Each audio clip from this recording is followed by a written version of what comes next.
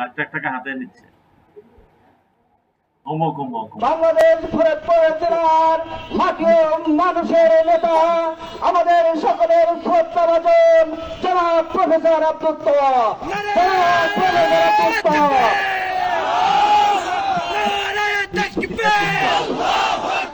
ইনকিলাব ইনকিলাব জিন্দাবাদ জিন্দাবাদ ইনকিলাব। আজকের এই সমাবেশের সংগ্রামী জনতা, আসসালামু আলাইকুম। আজকে আমাদেরকে ময়দানে দাঁড়াতে হচ্ছে, আন্দোলনের কর্মসূচি ঘোষণা করা হচ্ছে। এটা সত্যি এই জাতির জন্য লজ্জাজনক অবস্থা। প্রিয় ভাইয়েরা, আপনারা জানেন কোন প্রেক্ষাপটে ঐতিহাসিক আন্দোলনের মাধ্যমে, ছাত্র জনতার জীবনের মাধ্যমে আমরা যে স্বৈর শাসক উৎখাত করেছিলাম, তার প্রেতাত্মার এখনো বাংলার জমিনে ঘোরাফেরা করছে। তারা যাচ্ছে জুলাই আন্দোলনের যে মূল ঘটনা, সেই ঘটনাকে ভিন্ন খাতে প্রবাহিত করার জন্য।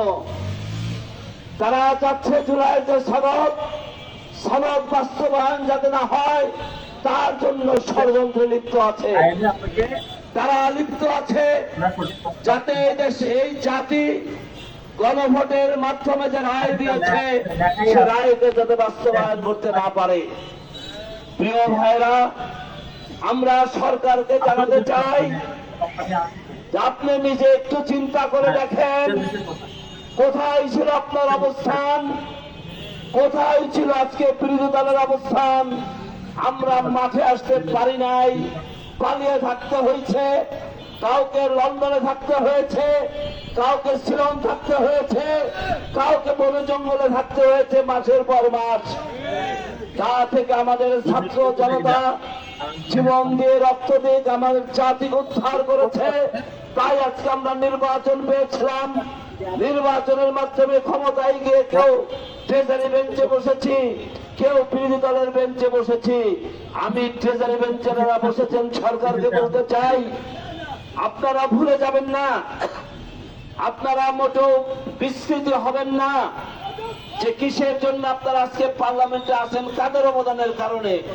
সুতরাং তাদেরকে মূল্যায়ন করতে হবে। 2 বছর হতে চলল, মূল্যায়ন হয় নাই।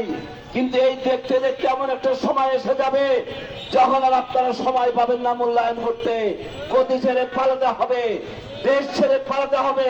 কোথায় যাবেন জানি না, সেই দিন আমাদের সামনে। এই জন্য আসুন আমরা ঐক্যবদ্ধ হয়ে সংগ্রাম করব। এই সংগ্রামের ফলশ্রুতিতে তাদেরকে আমরা বোঝাবার চেষ্টা করব। যদি না বুঝে, তাদেরকে দেশ ও জাতি একসঙ্গে মিলে আমরা তাদেরকে দেশ থেকে উৎখাত করবো ইনশাআল্লাহ। প্রিয় ভাইয়েরা, আমি আর কথা বাড়াবো না। আমি এই কথাটুকু বলে কথা শেষ করছি। আসসালামু আলাইকুম।